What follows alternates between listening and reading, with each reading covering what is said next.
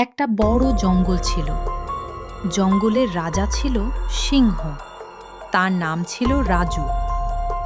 জঙ্গলে থাকত এক শক্তিশালী বাঘ। তার নাম ছিল বীরু। রাজু খুব গর্ব করত। সে বলতো, আমি রাজা, সবাই আমাকে ভয় পায়।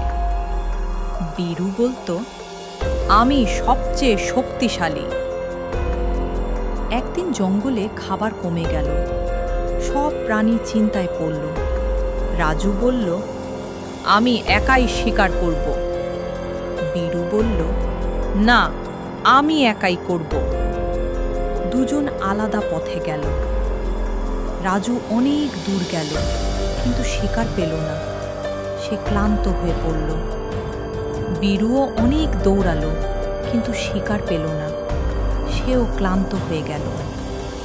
তারা নদীর ধারে দেখা পেল। রাজু বলল, আমি একা পারলাম না। বীরু বলল, আমিও না। হঠাৎ তারা দূরে এক হরিণ দেখল। রাজু বলল, চলো, আমরা একসাথে কাজ করি। বীরু রাজি হল। রাজু সামনে থেকে হরিণকে ভয় দেখালো। বীরু পেছন থেকে ধীরে ধীরে এগোলো।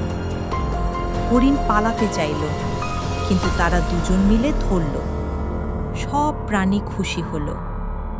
রাজু বলল, একসাথে থাকলে কাজ সহজ হয়। বীরু বলল, গর্ব করলে ক্ষতি হয়।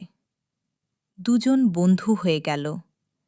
শিক্ষা: দলবদ্ধ কাজ শক্তি বাড়ায়, অহংকার ভালো নয়।